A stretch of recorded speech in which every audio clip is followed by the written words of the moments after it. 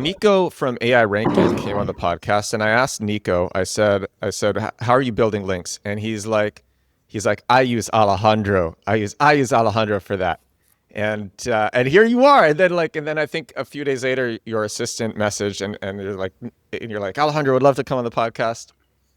And I'm like, well, if Nico says that you're great, it's my pleasure to have you on. Thank you so much. I've been excited ever since I saw the response to the email. I'm like, yeah, let's go, let's do this. But I've been following your content, for so long, and I saw the episode with Nico, and I think she told you on the email, like, I've actually featured some of your content in some of my latest YouTube videos, right?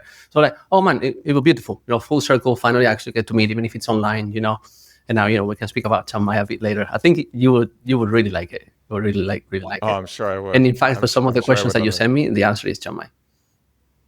Okay, the answer is Chiang Mai. Okay, I want to start with the first question, which is because this is a fun question. I had fun just thinking of these questions. All right, your favorite white hat, gray hat, and black hat link building tactics. Disclaimer before I answer. I'm a little bit different in whatever. Sometimes it's better, sometimes it's not that good, right? But I do things slightly different. For me, it's like, is it legal? If it's not legal, I don't like. It's out. If it's legal, it's legal, right? Then the color of the hat for me is a little bit less important. So if you're hacking websites, if you're injecting crap through plugins, all that stuff, that's not only illegal, but it's also unethical. So absolutely freaking no, right? Now, what Google defines as white hat, gray hat, I don't care about any of that, right? It's like, does this thing work, produces result, and is ethical and legal? Thumbs up, I'll do it. Everything else, I don't touch it. It's against my principles. Right. So it's my own definition, right? Because if I guide myself. Well, wait. So let me ask you this. Do you consider having employees, because this is a very common marketing tactic. It's so common. One of the most common marketing tactics this year, because Reddit is getting super prioritized in search and with AI. And so companies hire people to do social listening and then have them pretend that they are just like random people on Reddit and they're plugging the company. Do you consider that ethical? If you is you, is you, right? But this is my own take. This is why I'm not a millionaire yet, right? And we can speak about that in a minute, right? But I'm trying to play the bigger game. And the bigger game is harder to play. It's easier the more people play it, right? And the bigger game is how can I do things that are right for me, for you, or for everyone else involved? So I really appreciate that. So you're playing the long game. Oh yeah. I mean, I can get weird. Perfect. I'm trying to get to Mars. Yeah. No. Too many SEOs do churn, and I put out this on X recently, and I said too many SEOs are doing churn and burn tactics for their money sites, and that is like a diehard belief that I have with that. And you see it all the time. You see them doing like crazy amounts of AI slop on sites that they have spent years building. And it's like, okay, you just wasted the past several years. Like, sure, you're going to get short-term results, and then all these weird years that you spent on this money site wasted. So yeah, very much agree, playing the long game with SEO. Okay, but anyway, all right. White hat, gray hat, black hat, link building methods. So by the traditional definitions, okay, I'm not even quite sure what's what by the traditional definitions, but my guess, right? Is PBN's gray hat? I guess it goes against Google guidelines. But then if you read Google guidelines deeply, everything. That's black hat. PBNs are black hat. Right? So so black hat is PBNs pointing on the tier 2. So you build a really freaking good piece of content, right? That will link to your money site, and then you point links there, right? Because what you're looking for is to pass in PageRank. You're not looking for relevance. You're not looking for trust, because the site has trust, the site has relevance. This you need to grab with a full hand of salt, because there's a lot of considerations on what's a good target for tier 2 links and what's not a good target, right? So there's sites that you cannot possibly tank. You cannot tank Amazon. You cannot tank TechRadar. You cannot tank any of those websites because you throw 3 or 4 links to a page, right? It will not happen, because it's what's the average link quality at the level of PageRank where they're at. And if you're there or above, all those links are safe. And I know this contradicts a lot of link building things that get said out there, but it's been tested ad nauseum. So yeah, I can go deep in there. white hat, you would say, guest post. I guess post break down different tiers in backlinks. So links pointing directly to your site is your tier 1. Links pointing to the pages that link to you is a tier 2. Links pointing to those pages that therefore point, etc., is a tier 3, right? I believe you made a video recently about some negative SEO techniques by building truckloads of exact match, scrappy stuff, multiple tiers. And the reason that becomes negative SEO has nothing to do with the tactic, it's with the target. The same tactic applied to a site that's a PageRank 8. We don't know public PageRank anymore. PageRank still exists very much. As a matter of fact, there's 7 types of PageRank, link PageRank, right? If it's a site that's a DR90 and you do that, you don't tank it, it goes up. But your local plumber will be obliterated. So everything in link building and SEO in general is insanely contextual. This is nuanced. Everything, tons of nuance. Wildly. Yeah, which is what makes it hard and why people pay well when things get done well. God bless. This method of marketing is so effective, I had to make sure it wasn't against Google's rules before I kept doing it. It's a form of SEO I call compact keywords. Whereas most SEO focuses on putting up articles to answer questions how, what, when, compact keywords focuses on putting up dozens of pages that sell to searchers who are actually looking to buy. These pages rank on Google and convert so much better than normal that when I discovered this years ago, I couldn't believe this was allowed. It's less work too. The average compact keywords page is only 415 words. Compact Keywords is a 13-hour deep course on getting sales with SEO. A customer recently said, "Each lesson is dense with information. You're giving years worth of experience boiled down into 15 to 30-minute lessons with no filler or fluff. I feel like I'm gaining a new superpower." Compact Keywords is about setting up an SEO funnel that brings you sales for years and years and years. It works with AI, it's less work than traditional SEO, and it makes way more money. You can get it now at compactkeywords.com. Back to the podcast. So to actually answer your question, I love guest posts. Guest posts done well, fantastic, true and tested. You can always get them. Yes, many times, most of the times, you will have to incur into some sort of economical cost directly with the publisher, because this is not 2007. People know that to get a link on the internet is worth money, right? So like, oh yeah, you want to be on my DR60 health website with 1 million visitors a month? That would be a grant. Like, and I'll pay you the grant because it's going to make me more, right? So of course, right? Now, the content needs to be editorial. So if it's the content that they would publish anyway, they're charging you for the privilege. Yeah, you don't want to see the big sponsored tag at the top. No. You don't want it to be in a section of the site that doesn't get any traffic. Because it's not sponsored. It's like I'm sending you editorial content that you would publish per your own publishing guidelines. It's just content where I am somewhere featured as an outbound. You're going to do follow link. Correct, as an outbound link, because we know that outbound links increase the quality of the page, increase the traffic of the page, and increase the quality of the host website. So all I'm doing is I'm adding a source to further content that further expands on the subject of the article properly, which is the sort of details to do it right?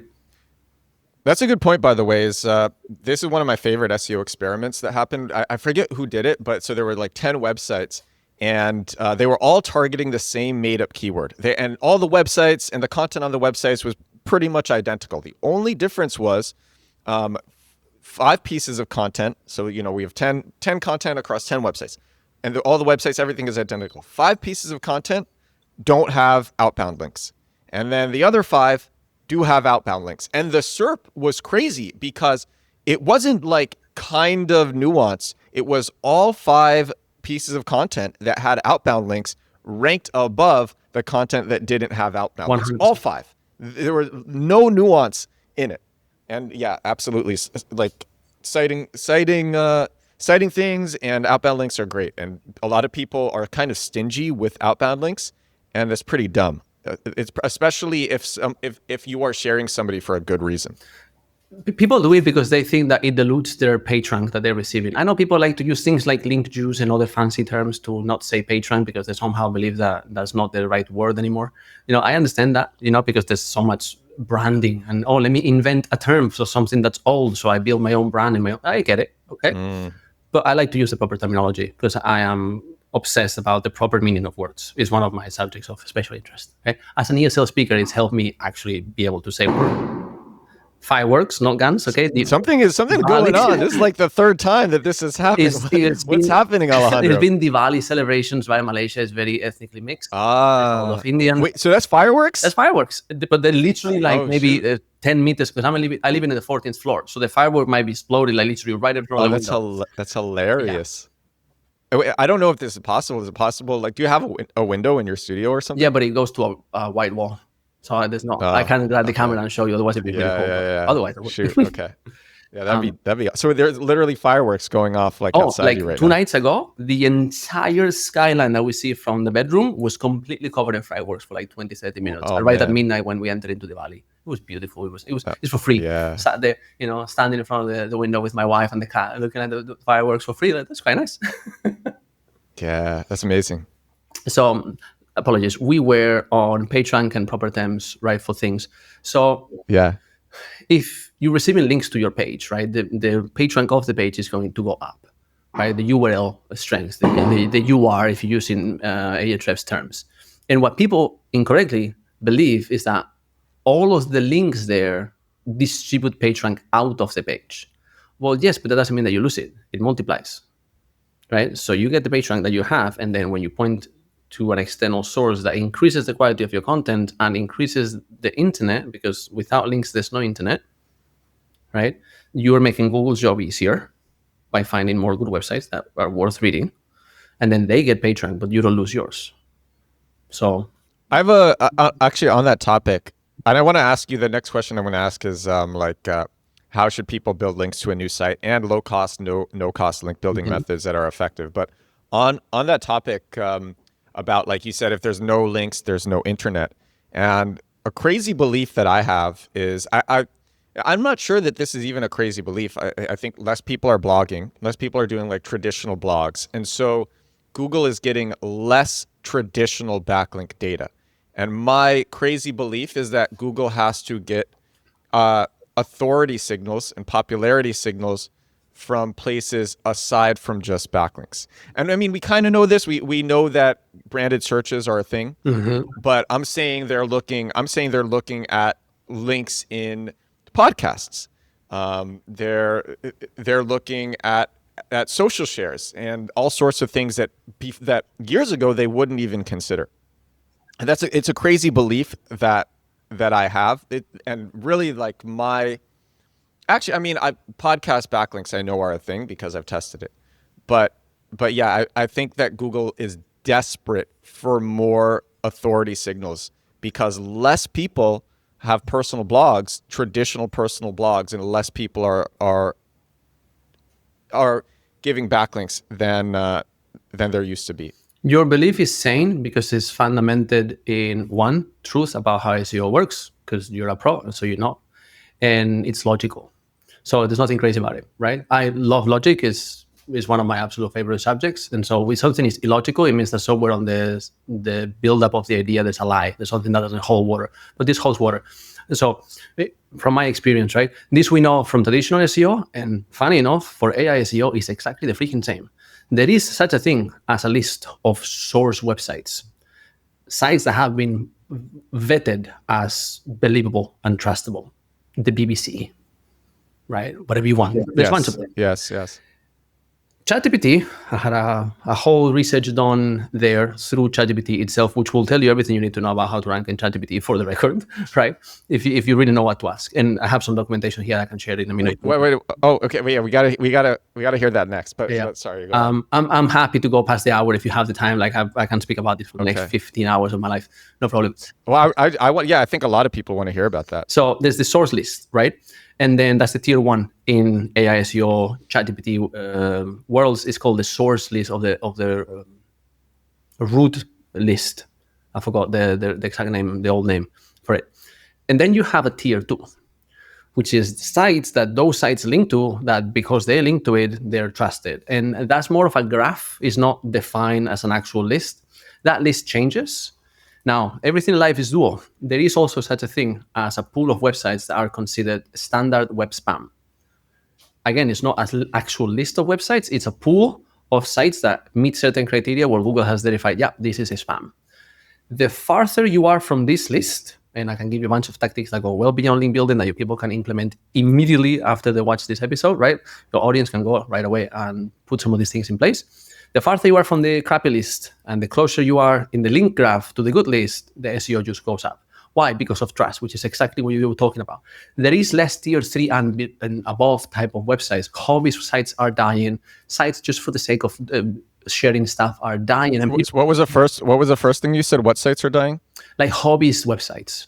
Websites for the sake of just sharing your content. That's what I'm saying. That's moving to social, right? So they're losing that part of the link graph. So in March last year, the update in last year, which was wild and upended the internet in very many ways, the fundamental change that happened, as much noise as there was about it, and much, including for my part, because I was trying to figure out what the hell happened, right? So everyone made videos about it. Oh, this is what we think is happening. This is what we can see up and down. We're trying to figure it out. That's our job, is to try to figure it out and put sense into things, right? The conclusion, after looking at an absurd amount of websites and research and case studies and whatnot, is that all the sites that didn't have branded equity got wiped. If you have a content site that has 2 million viewers a month and 0 branded searches, are you a real brand?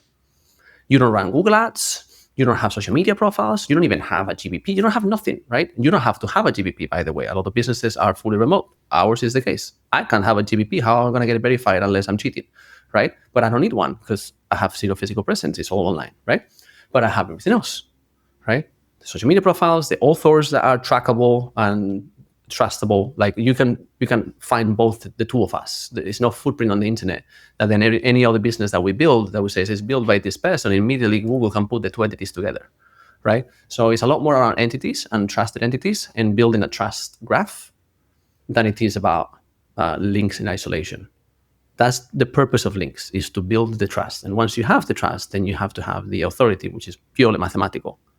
And then you have the relevance, which is also mathematical, not dissimilar to how words get put together in a vector, right? To see what's the next word that an AI has to say. Same. You said there were some things that people could implement right away, right after listening to this. So, what do spammy websites not have? And you can start asking your question to yourself, or open a bunch of spammy websites and you just try to get your own blend. If I open 10 crappy sites, what do they not have? They never have a phone that works. The content doesn't have H5s and H6s, because why would you have H5s and H6s when everyone stops at H3 at most? Some people have H4s. So it is proven that if you add right now, this will change. Eventually people will wise up and spam websites will start doing it. But if you have H5 and H6s, is in the content one thing that all spam sites don't have. Simple. I've never heard, this is something that I've never, and I mean, I've been around the block, but I've never heard somebody say the phone number, yes. But, and I also don't understand, I mean, I don't even understand why it's necessary to have H5s and H6s. H1s, of course. H2s, yes. H3s, yeah, pretty much, but it's not, you don't need it. But then H4 and above, I'm curious in the logic on why that, because plenty of non-spammy sites don't have that either. Correct. So because logically it's rare to use them. Now you can add an H5 before a list of bullet points in a piece of content that is keyword rich, and it will tell an AI that is gonna chunk read your content that this is the chunk that they should utilize for a very long string. So if I'm looking at, but why can't you add an H3 for that?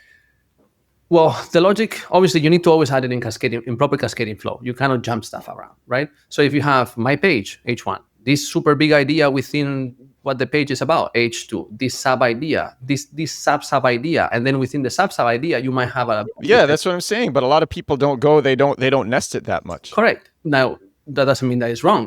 As an academic, if you think of a very thick academic paper, like a PhD research, you will go all the way down that deep in the bullets, right? If you need to for certain points. Now, you could just do plain text, or if it's a sentence that prefaces a bulleted list, you could do a sentence, or you can do an H5 or an H6. If it makes sense to say the same, you just format it in the HTML as an H5. And also good for traditional SEO, which is ultimately good for AI SEO, because we know all AIs perform live queries. You showed in some of your videos exactly how to get the code on what pages they're visiting and whatnot, right? And then it matters for AI SEO because we know that it breaks the content in chunks. So headings are the easiest way to identify where a new chunk should start. So you're making it more optimal for LLMs as well.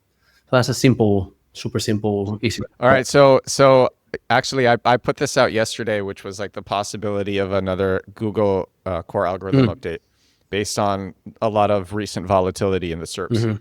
And then I shared. Do you know Lily Ray? Yeah.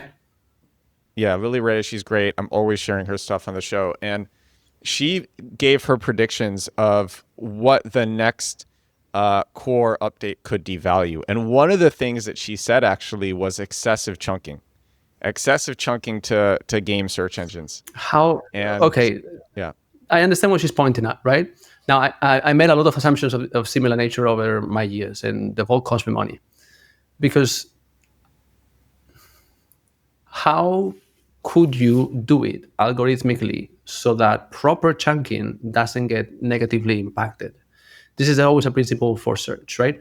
How can you build an algorithm that doesn't penalize the wrong people for doing things that are completely normal?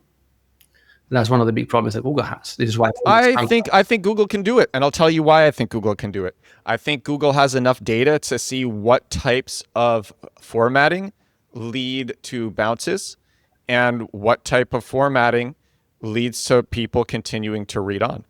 And so it might be hard for our monkey brains to understand, but like Google has so much data that the nuances in chunking might actually make it very easy for Google to see what is spammy and what is not. Potentially, but it's hypothetical. It would need to be properly tested and peer reviewed. I'll tell you something that should never work, and it still does work.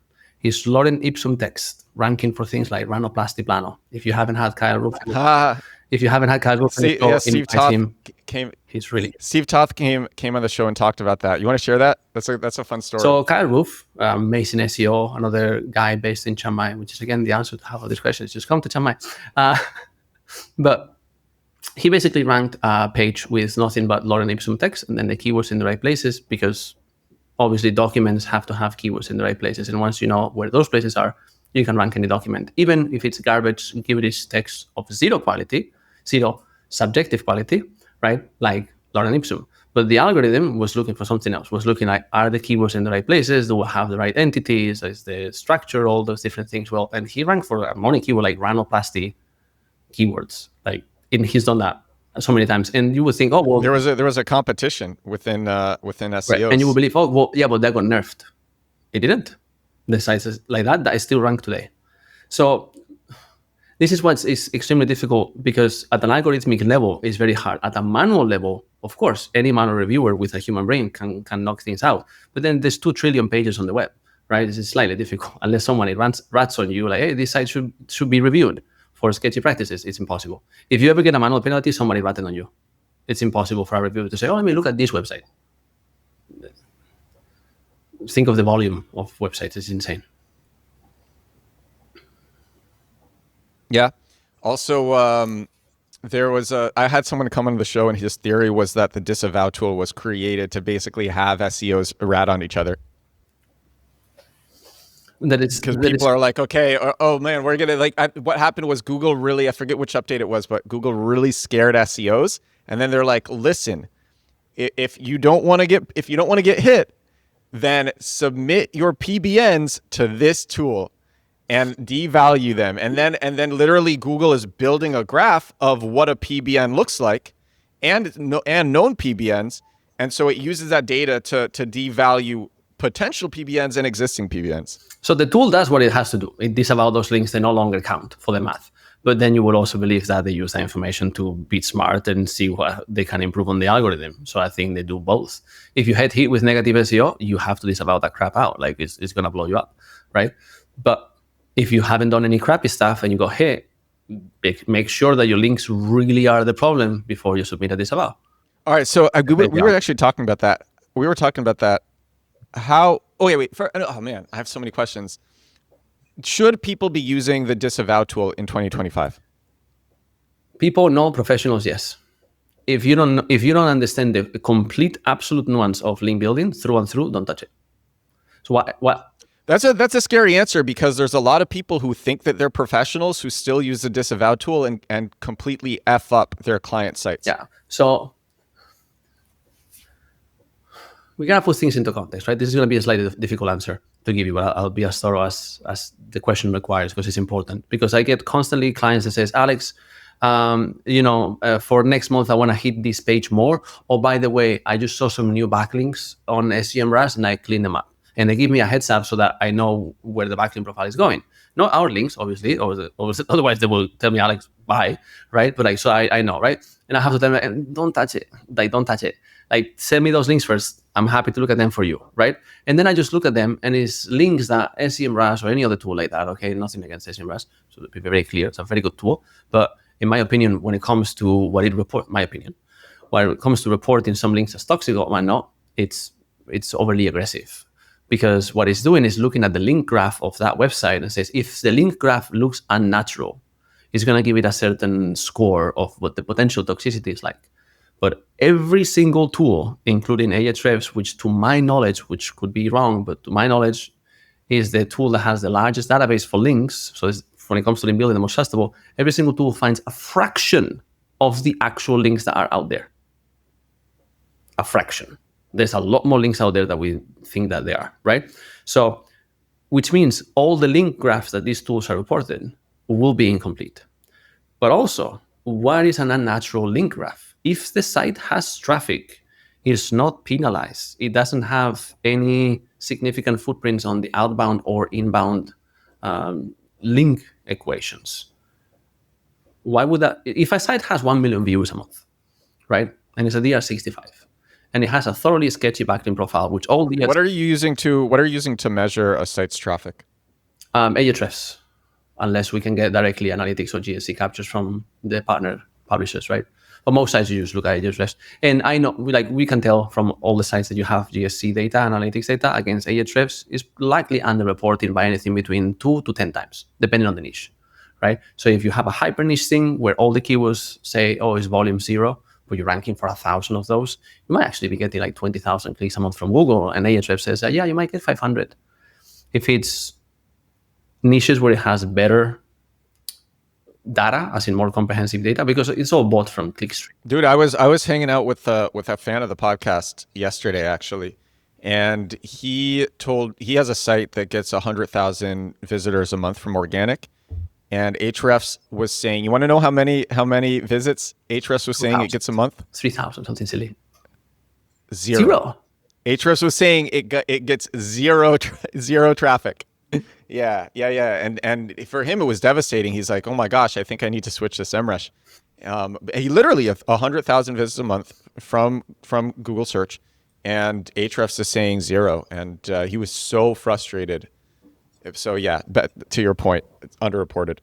Yeah, widely, but then we know like roughly what the ratio for most niches would kind of look like, right? So right, it's relative. So if a site is getting like 20,000 visitors a month from Ahrefs, you know it's probably 100,000. Okay, if Google is sending someone 100,000 viewers for money keywords, where if they send people to the wrong site, they lose money because that's clicks they could be getting on the ads instead, right? Google doesn't mess around with money keywords. You rank differently. Any new website will start first ranking for the informational stuff that is cost-free for Google to put anyone there, because they're not losing money, right?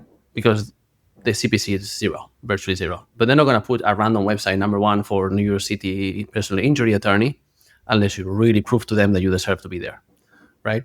So have you seen my episode on that? Are you saying that because you saw my episode on that? I saw my videos on scan on Instagram about it, and it was $200 per click, something wild like that. Yes, $200 CPC. Yeah. But the thing is, the thing is, all of these, this is like a sore spot for me. I literally cover this in my SEO course. The thing, it's all these old school personal I think the term is personal injury lawyer NYC, and so look, the site that's ranking number 1 is the site that's actually doing on-page SEO properly. Mm-hmm. It's targeting the keyword in the key places, has a nice looking page. The page is directly targeting that keyword. Now, the pages below it are targeting that keyword and a ton of other keywords with like a flood of just like block text, and it's ugly. And the only page that's actually targeting it the right way is ranking number 1. And my point with that is if you have a personal injury law firm in New York City, and you're doing normal marketing that a business would be doing, that a law firm would be doing, and you create a page on your site called Personal Injury Lawyer NYC, you can outrank pretty easily the other results in the SERP for that term, even though it is a $200 CPC keyword, just because so many of these personal injury law firms are not properly satisfying search intent. And search intent is the most important thing. And if you are targeting a million other keywords on a page, you are not going to properly satisfy search intent. You are going to piss off your searchers.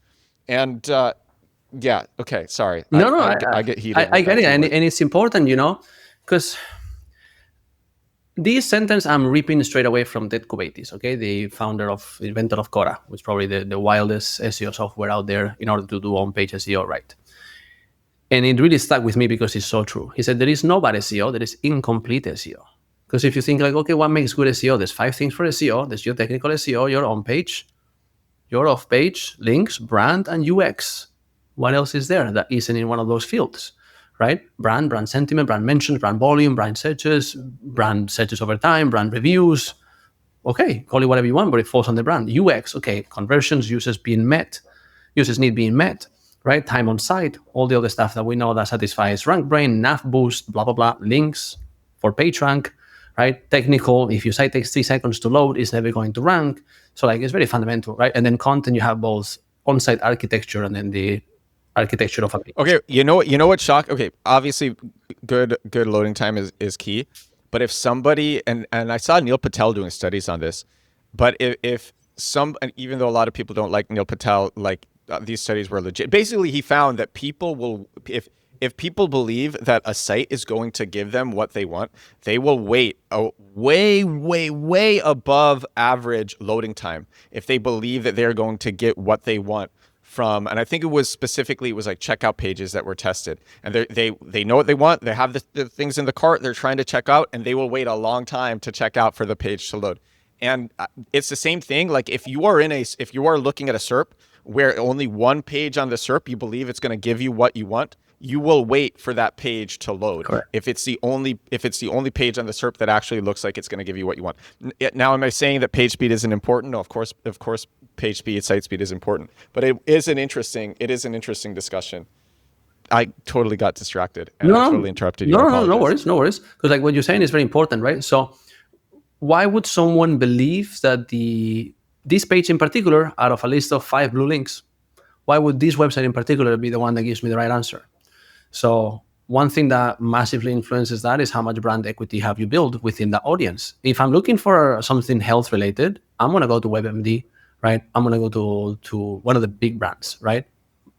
Mayo Clinic. I ain't going to go to a random site I've never seen before. So I will wait for Mayo Clinic to load for 10 seconds because I know I'm going to get an answer that's proper, right? I won't wait more than 1 second for a blog that I'm reading. Well, see, now this is a very nuanced conversation, because the thing is, like, okay, if it's a competitive keyword that's being targeted by lots of other websites, yes, the brand, very, very important. If most websites don't have that keyword or a very close variation of the keyword in the page title, you're just going to click on the one that has the keyword in the page title because you know that that's most likely to satisfy your intent.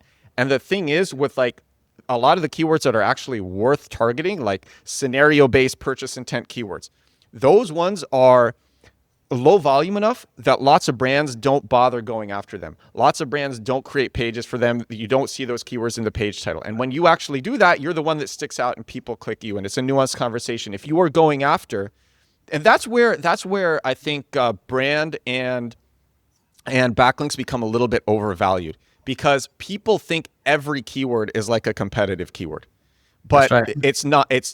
That's not the case at all.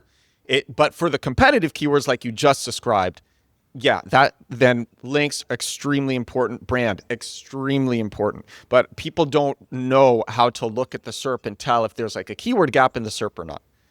Yeah. Actually, the podcast is coming out in a couple of hours, is literally about exactly this, which is why it's completely top of mind for me. Yeah, there you go. And in fact, there is a precise science to figuring out actually whether you link links or not at all. And I say precise because the limitations are the data that's available in places like Ahrefs, which is limited.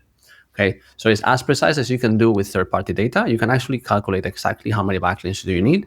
Most keywords that aren't of commercial intent or transactional intent will need 0 to almost no backlinks, unless it just so happens that all the competitors have been building links to those informational queries in order to further strengthen a whole silo. So if I have personal injury attorney in New York City, that should be the homepage because it's the biggest, if that's all that law firm does. If it's a much larger law firm that does everything under the sun, then that would be a child page, right? And then you choose New York City lawyer, imagine, okay? That would be the biggest term. If that's your homepage and then you have motorcycle accident, bicycle accident, pedestrian, slip and fall, whatever, right? You have all those second level pages, right? You can point as many links as you want to those pages, but at some point you build in too many links because if everyone else has 5, 6, 7, 10 links per page and you have 500, that doesn't work, right? So what you can do, but you don't even need. Oh, go. Sorry. Go on. Go. Okay, go on. So what you can do is then you have some of your supporting content that targets long tail informational stuff, like 0 volume, even whatever. It's the stuff that is. I know people are exactly looking for this. I will give them that on the page title, and I will perfectly answer the query as fast as I can. Amazing. Most of those pages don't need links to rank. You don't build links to those pages to rank those pages. You build links to those pages to rank what those pages internally link to. So you finally more page rank without directly hitting at the door. You beat in the frame. And in many cases, that's how you crack through a tough keyword that is actually competitive and actually needs keyword links, which is not all keywords. What are some cool low cost, no cost link building methods that are effective? Not some BS stuff, but some effective low cost, no cost link building methods that people can go and do right now. And I also didn't let you finish your answer about the other things that people can go and implement right now to influence ChatGPT. That's well, lots of things have been done to influence ChatGPT. Obviously, you've been doing a very good coverage about what happens with press releases. And now, with what I said earlier, the reason that works is because those sites are on the tier 1 of the link graph that ChatGPT has on its list of sites that they can trust. And I know that, 1, because it's tested, 2, because SEO is the same principle. And if you think LLMs and SEO algorithms, they're just math. So how do you mathematically calculate what you can trust, right? And then you ask ChatGPT and it will tell you exactly how it works. Tier 1, 2, and 3. And when does ChatGPT use each one of them? I have in a document here. I can share it in a minute, right? But to go back to the things that you can do for AI SEO or SEO in general easily, is like you get your site closer to those root domains. Why does digital PR work? Because it gets you in ultra high trust websites that if they aren't tier 1, they're tier 2, right? All the Fox News, the entire chain of Fox News websites, all the radio stations in the US, digital PR is pretty easy to get in those kind of websites, right? And they're very close to what's considered source. Wikipedia, BBC, banks, websites that of course you have to trust because they represent real world institutions that are trusted in principle, right? And so if they're in principle trusted, for the correct society, for the correct functioning society, we should be able to trust those places. And so therefore, we will choose to trust them. And then whether people running them need to change so that it's actually trustable or not, that's a separate conversation, right? That we shall not engage on because I have no idea. Politics is not my forte, right? Philosophy, yes. This show isn't about that. This show is about correct SEO and digital marketing. So if you want to rank in SEO, then just get yourself as close as possible to the source, right? That's why digital PR works. This is why Haro works. And Haro was going to be the answer to the previous question of like low cost methods. This Haro featured source bottle, help a B2B writer. There's a trillion places where you can get links for free, other than your time and maybe a monthly subscription to the tool. Feature is like $100 a month, which is not a crazy amount. Okay, if you think, okay, what's the best? Actually, it's way. I think they decreased the price a lot for featured. Yeah, I think it's like $20 a month now. I had a 76% when I was using featured every day. I had a 76% approval rate on featured. Featured is still. I got So this is like a really fun conversation about how nuanced link building is. So I had a new site, and I was building links to it. And I was responding to journalists every day on Help Reporter Out and using featured.com, and I was going on podcasts. And the thing is, there were like, I would say the thing that moved the needle the most was getting covered. It was a site in the health and wellness niche. And the thing that moved the needle just a ton, dramatically more than like everything else, was I got a link from Healthline through featured.com. I responded to, which is I think like a 96 out of 100 domain authority site. Everyone knows Healthline. And I did that by just responding to one journalist every day. I'm just like, all right, my benchmark for success today, respond to a journalist. And I got it from Healthline. And it's crazy the amount that it moved the needle above everything else. But now here's the nuanced part of the conversation. The nuanced part of the conversation is, if I didn't have those lower importance or lower domain authority links, the Healthline link might actually not have been as effective because I had a more natural backlink profile. And I made an episode about, there was some guy and one of his clients, all the client had was high domain authority sites, high domain authority backlinks. And then what was put in was a bunch of low domain authority backlinks, evened it out, made it more natural, and then the client started ranking for the keywords that they wanted to rank for. Of course.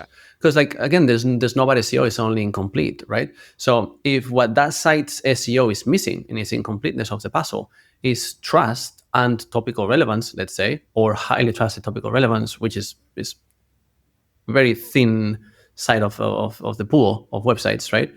If that's exactly what that site's missing and you hit that, then you skyrocket, because then you have the missing piece, right? And the problem is how to identify what's the missing piece. Most SEOs, including myself, okay, they will have a set of tried and tested tactics that they deploy, and they consistently see positive results for pretty much any project, right? Some projects are always tougher, and you're like, why is this site not ranking, right? And so what most likely happens, and this is related to the MC4 algorithm, right, for abuse of signals. If you push one signal up, you go up a little bit. Oh, that worked. Let me do it again. Let me get another link like Healthline. There we go. Right? And then you get another link like Healthline. Oh, it goes up again. Now you get another one, and then you go nowhere. You're like, why not? Then you get the fourth and the fifth one, and you go down. Like, why? Because you already covered that signal, you pushed it a couple of times, and you're only pushing on that front. Proper SEO pushes everything on every front constantly, all the time, like a real brand would. Let's publish some content, let's get some links on Healthline, let's build our social media properties, let's get on forums. If you're doing a good job, users will organically speak about you in places like Reddit, Quora, and then you get all of those things moving forward while you continue to publish content, you do your own page SEO, you eat your vegetables, God bless, right? So if you're only doing one thing, it's tougher. Yeah. All right. So low cost, no cost link building methods that you recommend were expert journalist responses through Help Reporter, Source of Sources, featured.com, those places. Yeah. Absolutely fantastic. And the other one is publishing content that is an 11 out of 10. I know how that sounds.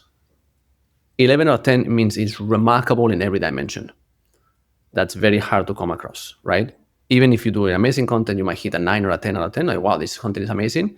But an 11 out of 10 is something that only you could have done. Like, it's the precise combination of your own unique knowledge, your situation in a marketplace, in an industry, etc. And you publish a piece of content that goes crazy viral because you say the quiet part out loud sooner than anyone, better than anyone could have ever done it. That happened to the guys from HouseFresh, right? You remember they got hit on the spam update last year. Right 2 days after they published that crazy piece like Google is killing the internet and killing independent publishers, they went widely viral, and the backlink profile went from something like 800 referring domains to 2,000 in days, and then from there right now is 6,000 referring domains. If you see HouseFresh's Ahrefs chart right now, they're at the highest they've ever been. But then you look at the link graph and it's insane. Because even two guys that I've never spoken with, the people from HouseFresh, right? Like, we talk about them because they did that. It's not because of what the brand used to do, purifiers, or what it does. It's not about purifiers. It's because they said something that they said it very freaking well. They had data, they had the receipts, they had everything. and they publish the piece of content. So now, if you can do that, by all accounts, go and do it. Number one, because then you're elevating the average. And this is part of my own reservations with AI. I think AI is used very recklessly at the moment, and it has the potential of both bringing all of us up or all of us down, minus a select few. And I don't like those type of scenarios where everyone goes down besides a select few. I don't think those scenarios are good for the win of the whole, right? And so if you publish content like that, number one, AI could never do it, which in the future is going to become increasingly more valuable. Content that is human, first-hand experience. Authentic. It's on the freaking, excuse my language, quality rater guidelines for a reason. Like if you see it as a human, are you like, oh my God, this is the best thing I've read in the whole month? Or yeah, this is AI slop. Because AI slop is going to average itself to basically a 5. It aims for an 8 out of 10 every time. But as you continue the iterations, it's going to end up in a really sad place. I think it's even worse than a 5. It's just it's a complete waste of, this is writing, specifically writing. I actually kind of enjoy AI videos, but yeah, AI writing, like, I don't know, for me, it's like a 2. I just feel like it's just the worst thing. And I mean, a lot of sites that engage in it too much, they do get hit. It's one of those like short-term things that it's really not worth doing. I have a question though. So you mentioned HouseFresh's article, which is, I could consider that a linkable asset. It's not like a viral article, yeah. But how do you, okay, you're writing this 11 out of 10 piece of content. How do you go and share it? How do you go and actually get the spark to it so that people keep sharing it? If it genuinely is an 11 out of 10, it's because you have something to say that it's never been said before, like that well, with that much data. It's like it's undeniable, right? That's an 11 out of 10. It's the hard book, bam, you slam it on the table, right? That's what I call an 11 out of 10. If you do that, one person needs to hear it because they won't be able to shut up about it. They will tell everyone. And that's what really was built-in virality. It's like, it's so freaking good that, like, why wouldn't you talk about it? So if you have the capacity of producing an 11 out of 10, I'm sure you have at least this much network. Share it with your network. I'm sure people will start spreading the word out there. That's literally what happened with HouseFresh. They just published it. They had the visibility on the website. They slammed it on the homepage. They didn't have to share it to anyone. They already had a bit of readership, right? What was left after the hit. That's why I say a bit, right? In comparison to what they were getting before they got hit. If you publish something like that, it can only go wild, right? Because it was that good. And then everyone talk about it because now you say something that's new, even though maybe it's not new because obviously you're just documenting what's already happened. But it's new that someone says it that well crafted, that well executed, explained, proved with sources, with receipts. That's good, right? The world needs that because in a way it reduces the nonsense. It reduces the craziness. Anything that is in Dude, let me share this with you. I think this is a good example of what you're talking about. And I'm like shaking my head vigorously because this wasn't an article, but I wrote on LinkedIn. I wrote this. I had like woken up in the middle of the night and I couldn't fall back asleep, and I was just on my phone writing stupid stuff on X. And I basically take most things that I write on X and then I just share them as well on Threads and LinkedIn. And so I wrote this because I saw some idiot post like some obviously AI generated garbage on LinkedIn. And I said, it honestly baffles me how many people don't know to remove the M dash. It's the end of 2025. How are you still leaving M dashes in your stupid AI LinkedIn posts? I was pissed off when I wrote that. So Rand Fishkin commented on that. It has like 155 comments. It's gotten 37,000 impressions, and it was like a pissed off hot take that just keeps getting shared on LinkedIn, keeps getting engagement on LinkedIn, and I was completely shocked. But to your point, it's like not enough. Like people wanted that angry hot take, which is kind of similar to the HouseFresh article. People wanted that angry hot take. Now I'm thinking, man, what would have happened if I had like written an article about that on my site using that same amount of passion and anger And then I shared the article on, I don't know, maybe I use this LinkedIn post to share I'm still thinking like, okay, even if I had that article on my site, what would be the best way to get people to actually click on it? But I would share it with my newsletter. I would share it with my Instagram audience. Yeah, absolutely. Yeah, but to your point, people want that first person passion, that first person passion. It's saying something that a lot of people agree with, but not enough people are saying. Can I tell you what pisses me off about M dashes? What actually pisses Tell me. And this does piss me off.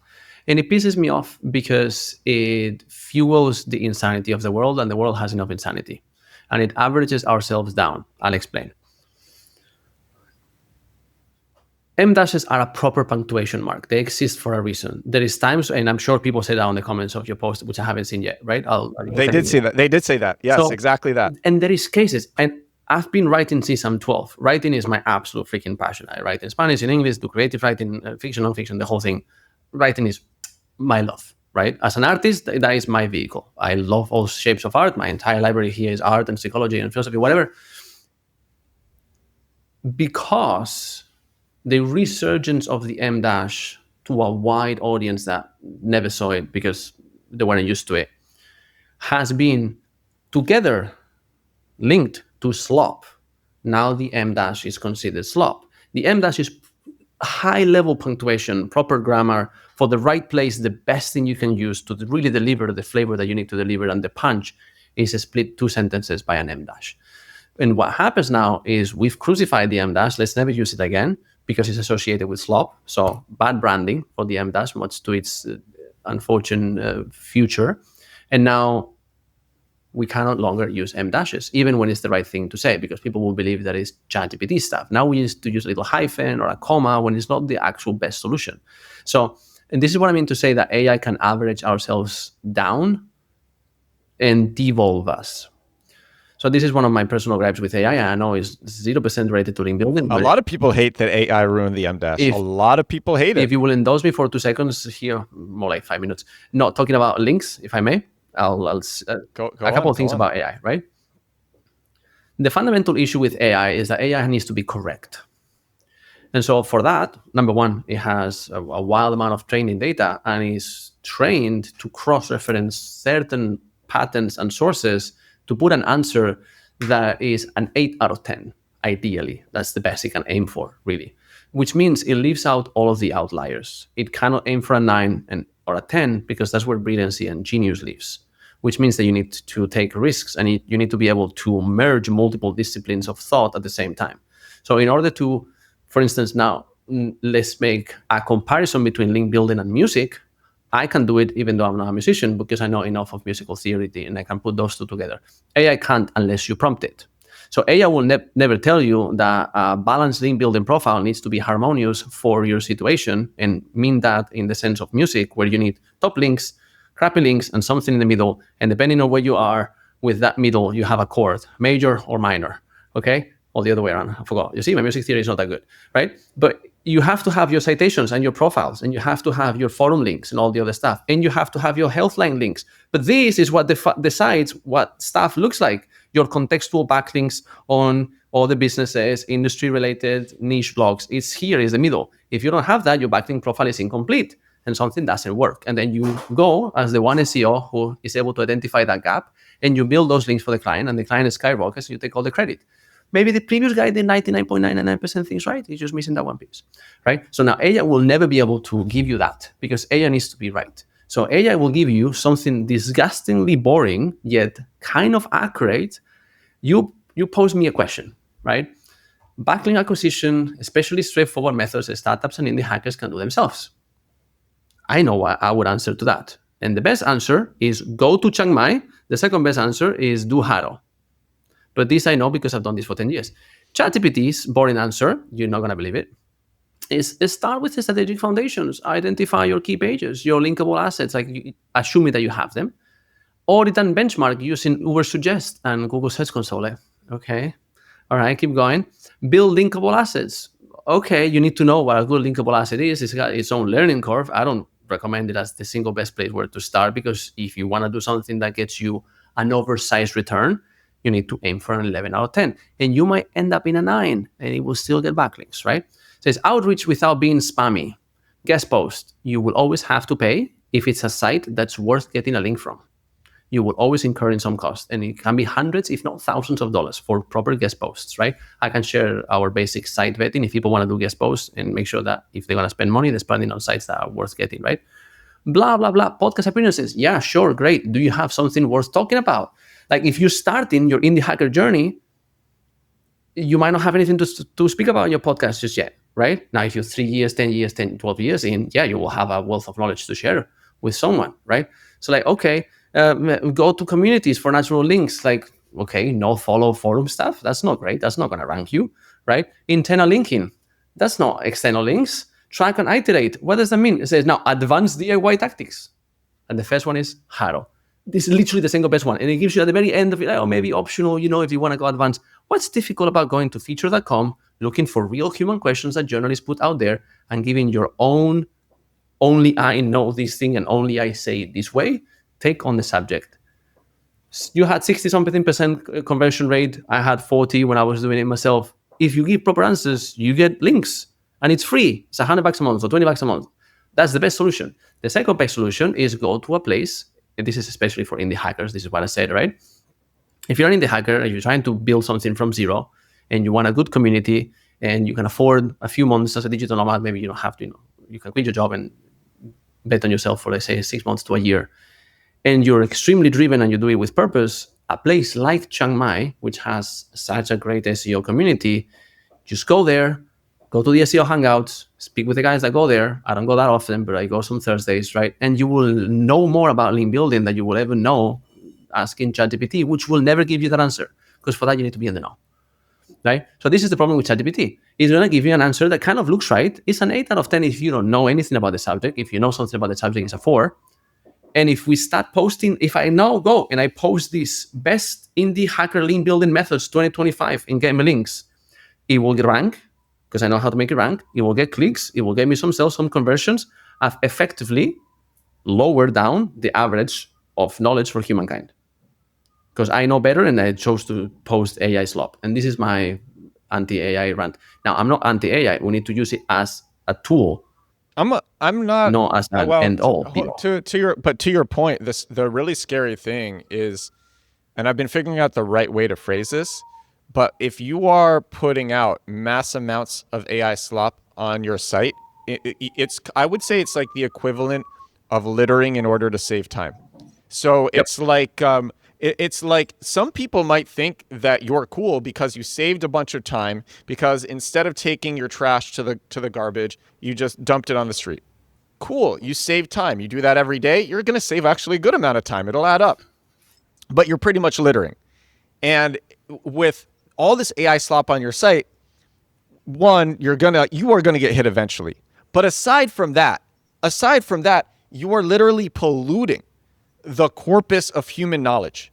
You are polluting it because what happens, and this is like, there's tons of studies on this, what happens is that AI trains off other AI slop, and these falsities get reinforced and reinforced and reinforced and reinforced to the point where it is very hard to remove the AI hallucinations from the corpus of human knowledge. And that is polluting society. I wouldn't be surprised. I'm completely serious with this. I wouldn't be surprised if generative AI is the answer to the Fermi paradox. Why are we not deluged with alien civilizations? Because statistically speaking, there should be tons. Statistically speaking, there should be tons of signals from alien civilizations. That is the Fermi paradox. Just like statistically speaking, there should be tons and tons of signals from alien civilizations, and people are trying to figure out why. Why do we not get these signals that statistics say that we should get? And I'm like, well, what if every civilization creates generative AI and then literally just over so many iterations of AI slop, they pollute the corpus of their knowledge? Because that's kind of what happens. Okay, that's my anti-AI rant. Am I anti-AI? I don't know. I was using Sora for like 30 minutes today. I love Sora. Like I use it and I use Sora in a lot of my content. In fact, every single recent podcast episode title was from ChatGPT. I give it my transcript, I give it my prompt, it writes a better title than I could write. Sometimes it writes an inaccurate title and I have to fix that. So I don't know if I'm anti-AI, but I am anti-polluting human knowledge. There is use and abuse for anything, okay? No better example than drinking. If you have one single beer in a night out with your friends, cool, whatever. I don't drink, by the way, right? But cool. If you have 17, that's going to hurt you. If you have 17 every single day, it's going to derail your life, undoubtedly, right? So there's use and abuse. And the problem with AI is abusing it. And the abuse comes from taking it as the oracle of Delphos, okay? AI is a mirror because AI doesn't think. It's called artificial intelligence. The only part of that name that is real is that it's artificial. It's not intelligent, okay? Yeah, it's not intelligent. Because I've also, by the way, I don't know if you've seen this, but there are some really, I'm not going to say their names. There are some like really reputable SEOs who have AI copywriting products. And so they make claims on LinkedIn and X saying like, AI is so smart. It's smarter than you can ever imagine. It actually has almost consciousness. And no, it is literally, like you said, it's math. It is trying to predict the next word. Through widely overdeveloped thinking from a human part and a human in the middle and a human at the end, you can have AI write really good freaking content. Of course, because you're prompting it at a very high level. You're using what it does to basically speed up the process. You're reviewing it as an editor and you prompt back and forth. So you design a system and then someone else as a human reviews it to say, okay, yeah, this is good, right? That's fine. That's use. It's still a human writing it, using the tool to speed up the process, where I can ramble to AI for 25 minutes straight on a voice note. And then I can have it organize some of that ramble into structures that then I can go say, okay, now with this idea, another 30-minute ramble. And it just formats stuff for me, right? Can I do it myself? Yes. Sometimes it'll get that stuff wrong too, because I do that as well. And then I'm like, oh my God, how did it mess up this whole section? Oh gosh. And I've had that happen where I would just like, you know what, it's more efficient to do it myself because it's messed it up so bad. And at times it is. But yeah. And at times it really is, right? And depending on the complexity of the idea, it's not going to be equipped and it's going to make assumptions. Yes, the complexity of the idea. Yeah, it's going to make assumptions because it's written in the math. So it's written in a language that is built in to mirror whatever you give it. So it's no different. If your prompt, it doesn't think, because in order to think, it needs to be able to contextualize and it needs to have original thoughts. We think because there is a thought, we have the thought, and then we grab the thought and we think about it, and then we go somewhere, and eventually ideas form in our mind, we verbalize them, we act on them, and then therefore we manifest our world, okay? We need to grab those things for what they are. You have an idea in the middle of the night. What if I did a podcast? Where did the idea come from? Where did the idea come from? It just comes from your consciousness. Let's have to say that. It probably arose from consciousness. And then you start thinking about the idea and you bring it somewhere, right? AI, unprompted, is just there. You need to prompt it.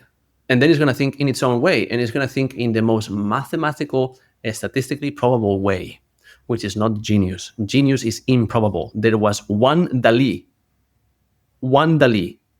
and it was one more than it was statistically possible. Because there was one Picasso, there was one Velázquez, and they were improbable because it made no sense. But they were that genius. Why? Because they have some sort of inspiration that was superior. Okay? So AI will never do that. It cannot. You can train it to write like an above average writer very well, and then you can have an above average editor edit it. Cool. It will be faster. But you still need to have an above average human somewhere in the mix for that discipline, if that makes sense. Well, above average, you know what I mean, right? So it's a big problem with AI, right? Because so I had a conversation around logic with ChatGPT because I'm trying to organize some ideas, right, for some of my own personal research, right, on logic. I didn't have I've been insanely fortunate in my life. I'm ridiculously privileged. And yet within my privilege and my fortune, there were a few things that I didn't have access to. Like, I could have gone to uni, but only to something hyper specific, because I studied professional studies to become a mechanic. And that would only allow me to become an engineer, which was my original idea, until I changed my mind and thought, maybe I study something else, or maybe I do something in the humanities, whatever, because I like that a bit more, right? But that wasn't available to me. So I'm basically doing my own studies on that by myself because I love those subjects, right? So I was trying to go through some logical statements with ChatGPT, which is really good at because it's built on math, and logic is pure math. 2 + 2 = 4. If I say this word and this word, which together equal 4, the math is impepinable, as we say in Spanish. Like, you cannot deny it because you go to the actual meaning of the word. This is why I love words so much, right? If the dictionary definition says this word means exactly this, and together with this one equal 4, that's it. The logic is sound, right? So working through that, I was going through a question, and then ChatGPT thinking, Model 5 thinking, right, told me some crazy things, right? And so I'm getting a delivery here. Getting a. You don't have anyone who can answer the door? No, the delivery walked into the room and delivered me a little thing, not okay. Sponsored by Tumani. Okay. So in the question of logic, right, it has some limitations and some challenges.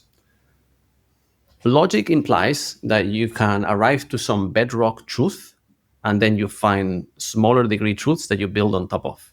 And so any logical statement becomes true all throughout. If I now say that frogs fly and weight 80 kilos each, we're going to disagree very quickly because I just lied to you. Frogs don't fly that we know of, and most frogs are not 80 kilos. That looks like a person with wings. That's weird. That doesn't exist to our knowledge. But to get to the clarity that's a lie, we need to combine a bunch of things that we know about the world that isn't frogs, right? Like, have you ever seen a flying frog? All these different things. So when you go back, you go to a point where, in order to really find truth on a subject, you need to be able to cross-reference the subject through multiple different disciplines to see if it holds water across realms, right? If I lie to you on this podcast, it doesn't matter what the subject of this podcast is going to somehow produce a negative effect somewhere, for sure. Because now I'm putting something that's illogical. A truth is something that's logical, and it always holds water. A lie is something that doesn't. What if it's a white lie and it helps people? It's I'm going into the nuances. No, I get it. But white lies can help people. They can make people more confident, and they can. It can, but there is the truth that is said with compassion, that is said with right view and right understanding, and therefore right speech from the. Listen, you are. I'm going to say this with complete compassion. You are very ugly, and you should know it. I don't know. I think white lies instead. Compassion is. You look great. Compassion is asking yourself, why would you tell that person any comment around the physical appearance in the first place? So that's right understanding. What if the person directly asks, "How do I look?" No. Tell me. I know. Like, come on. Oh, you're not going to tell me how I look? Come on, tell me how I look. How do I look? You got to tell me. Who is asking you? How much do they trust you? Okay, context and nuance. You have to tell them the truth. Context and you must tell them the truth. Okay, the truth will set you free. But there's a million ways of telling the truth that are compassionate. You could say, I would change the earrings. That's my truth. I would change the earrings. I don't like the earrings. I wouldn't say, you look horrible with those earrings. That's a subjective statement that is not truth. What if somebody had surgery? What if it's something like earrings? Okay, like that's like a little like whatever. But like, what if it's something serious? Okay, so the lady that just gave me the cat that made an absolute mess in my office a minute before the interview, throwing a painting and there's glass everywhere. The lady that gave us that gorgeous cat just had a massive burn because pot in flames, whatever, cat tripped on the cat, the pot came out, and her arm is completely burnt. All right, so the cat is a human. So what do you tell the cat? So no. If the lady asked me, how does my arm look? I would say it looks burnt, love. Because it's the truth. Oh, you said it was a human. Yeah, the lady got her arm burnt because she tripped on a cat. I thought you were saying that. I thought you were saying the cat was. She was holding a pan that was on fire that caught flames, and she was moving out. Tripped on the cat, threw the pan on herself. Right? She got her burnt. If she was to ask me, how do I look? You look burnt, love. But that's if I choose to look into that, because I can look into a million other things and I can still tell the truth. Beauty is in the eye of the beholder. If you can find beauty, That's the quickest path to the divine. And this is not my words. This is the words of Pope Ratzinger. Beauty is the doorway to God, right? So if you want to find what's the most elevated in any situation, you find the beauty in it and you point to the beauty and you're telling the truth. All right, here's what we're going to do. We're going to go back to talking about SEO because I think I'm having fun with this, but I think this will be. I'm legitimately having fun with this conversation. Me too. I want to do just a speed run of all the questions that I sent you before this. So I'm going to ask, and you are going to give as concrete answers as possible, and then we're going to move on to the next question. Okay? I'm not going to interrupt you. You're just going to give as concrete answers as possible. All right. So we're going to start with the first question. Like I asked, favorite white hat, gray hat, and black hat link building tactics. Tier 1 guest posts, Tier 2 PBNs, 2 guest posts on sites that can take it. Nuance. Black hat in my league is illegal stuff. None. Don't touch the illegal shit ever. Okay. Is there an ideal anchor text ratio? Yes, and you can find it mathematically by looking at the anchor text ratio of any site that's ranking and looking at the distribution between brand, partial match, exact match, random, and empty images, as well as hybrid. So if a site that's number 1 has 100 backlinks, 20 of them are branded, 50 of them are partial match, 10 of them are exact match, and the rest is some other combination of visit the website, click here, whatever, empty image anchor text, and they're number 1, and the number 2 has the same, and the number 3 has the same, that's the ideal anchor text ratio. The truth behind this is every single keyword is absolutely different. You have to run the numbers for every single keyword. Some keywords ask for a 70% branded anchor text. Some keywords ask for a 70% exact match, which will obliterate you in the other case. Do you bother putting in time? I mean, everyone should do. I mean, you should optimize for anchor text, but there is a degree to which you can overdo it. Yeah. We calculate the ratio every single time before we ever start a campaign. If I don't know the ratio, I don't do the campaign. Because what anchor text am I going to use? Partial match? What if you're already over-optimized and I build you 10 more over-optimized links? I thank you further. If you need branded anchor text, I will build you branded anchor text, even if you don't want to do it. Because I can show you the math. The math says you need 20 backlinks with branded anchor text. Like, it's the math. You see, if I don't tell you that, I'm lying to you, then we have problems. Right? That's a great answer. So how are you doing the math? You download every single backlink from the pages that are ranking and you bucket every single anchor text. You see, AI is amazing for that because you can train an agent to do all that for yourself. Download, scrape it, comb it, separate, calculate the percentages. How are you training the agent to do it? We don't do it with an agent. We still do it as a combination of straight up scripts and formulas that we built 6 years ago and they still work. But eventually an agent will do it faster. But I haven't gotten there yet. That is a great answer. Okay. What's the best way to incorrectly build links to get your site penalized or deboosted? Build every single link that you can with an exact match anchor text. Aim only for sites that are above average. So you basically tell that you're behind every single one of your backlinks and all of them appear organically. And then go to a cheap marketplace and point thousands of links to a site that isn't ready for it. Those are the best ways I can think of. So, okay, next question then. Is negative SEO still kind of a thing? Yes, sadly. I will never talk about what works for negative SEO though. Oh my gosh, this is great. What are other massive link building mistakes that people have to avoid? Being afraid of getting backlinks, that's the single biggest one. Having fear in Google that Google will somehow hit them if they get 2 backlinks this month instead of 5 backlinks or vice versa. This is the biggest way to never get any backlinks, therefore struggling with your rankings. And if you get backlinks to actually build a natural profile, is to want that every single backlink that points to you comes from a very closely topically related website or a site that ranks for your target keywords, because there aren't that many. You need to get links from every site that passes a certain quality check. To begin with, once you're ranking, you can get sites from slightly less quality. Facebook can get one of those freelance websites package of 1 trillion backlinks in 7 different tiers. You can point that to Amazon.com. You will not thank Amazon because it has everything else. Matter of fact, it might actually help. At that point, it might actually help. What's some of the coolest? Actually, explain why it might actually help. Because when you are already DR80, DR90, if we use proper PageRank terms, if you're a PageRank 8, PageRank 9, which is increments of 10. So to get there, you're talking about you already have 1 million referring domains that are unique. What is the next 10 million referring domains that you can get that are as good as the first million? There might be none to your niche. So the next 10 million referring domains that you have pointing at you will be most likely sites with less traffic, less topical relevance, and less clean signals. They might have gotten a penalty in the past. They might be in a declining ranking state. They might have fewer referring domains. So the average of the backlinks that you aim for, as you aim higher, then needs to go lower because there aren't that many sites that are on the top 1% of the sites of the internet. Only the 1% of the internet is there. What are some of the coolest linkable assets that you've seen? For people listening, a linkable asset is something so cool, useful, or interesting that it can't help but getting links to it. That is a linkable asset. So what are some of the coolest? The single coolest ones all have the potential to become its own business.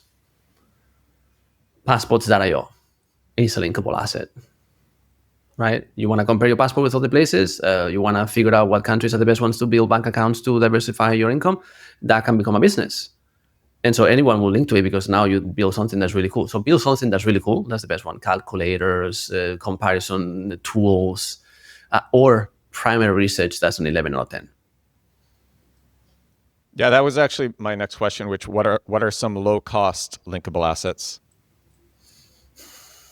Calculators are so easy to build right now with Lovable and stuff like that, that if you are doing anything in your niche that implies data and you can build a calculator that helps people in your niche figure out the math quickly and you can make it pretty, just build it.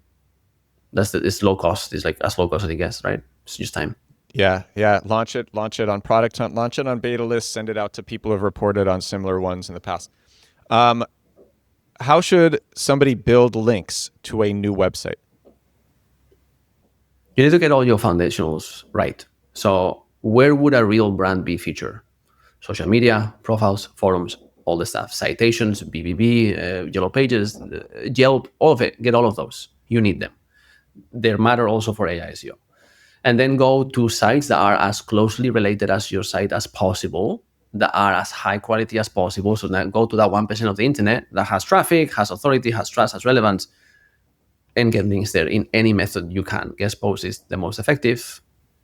Digital PR is a good example of a different route that is on the upper part. So you need the bottom, you need the medium, and you need the upper part. So try to get from all three of them as fast as you can for a new website. Great answer. Everyone tries to skip that foundational part that you said. Like what do any real new businesses, what do? They set up socials. They submit to directories. Correct. They try to get in the obvious places, like that's what real businesses do, and a lot of aspiring SEOs will skip that and just go straight to like guest posts. The founder will go to podcast to promote his new thing that's really cool, like he spent the last couple of years building, and you get podcast links, and you get links from places like Spotify and places like that. Oh, ultra high DR links, yeah, of course, right? Yes, great answer. Okay, last question. Like we talked about before. Low cost, no cost link building methods that are effective. If you're going to stick with one, stick with Haro or related, right? If you don't want to do Haro, the second best is to do linkable assets. Haro, source of sources, feature.com. There are a few other ones. And if you don't want to do those, like you said, linkable assets. Yo, I'm actually going to take what we just did, this like speed round. I'm going to take that and make it its own video after this, because I think this was like really great. That is going to be, I'll release that one. This podcast is going to come out tomorrow, and then I'll release that in like a couple of weeks. I think that's because I don't know how many people are going to have made it to the end. If for any listeners or viewers, thank you for watching. I might have lost people who start talking about God and AI. Yeah. Sorry, guys. Exactly. But for the people who did make it, they're going to be like, oh, I saw this already, but we don't know how many people made it. So I think that'll be really cool. Dude, you're awesome. Thank you so much for coming on the show. This was a lot of fun. Me some questions that forced me to really think of the proper answer, you know? And you were thinking, and it was great. And I freaking love when people push, because I always say this: truth should survive examination. If I believe something to be true, I want it examined as hard as I can so that it either falls apart and I find where I was wrong, or it holds and now I know I found a little piece of truth. because we need that to stay sane. We need to. Dude, let me tell you something crazy. So Yes. a lot of people complain in my podcast that I interrupt guests too much. What's funny is that my podcast guest episodes that do best are not the ones where I let people monologue just for the whole time. It's the ones where I'm interrupting, the ones that I'm engaged, because those sound like a real conversation. Because it is. Like people, yeah, that's what I'm saying. If we're People having a want that. conversation on the street over coffee in the morning, somewhere cool, like in Europe where you are right now. People want to eavesdrop. Yes. Onto a cool conversation. Yeah. So like, we don't need to talk about our companies. We don't need to talk about anything that we do. We talk about our subjects of expertise, of interest, and then we bounce it, and then we push the envelope a little bit, and we find out like what's the other person, because we don't know each other. We know each other now a little bit more. An hour and 20 goes a long way. I gotta come to Chiang Mai. You definitely should. And if you do, please hit me up. I love to show you the city. It's one of my absolute favorite things to do. With someone that I like comes to the city, I love to show them around. I freaking love doing that. Because Chiang Mai is wonderful. That would be a lot of fun. Hey, where can everybody find you? Where should everybody follow you and hear your great thoughts? Myself on LinkedIn, Alejandro Meyerhans. And then if you're interested on what the company does, it's at getmelinks.com.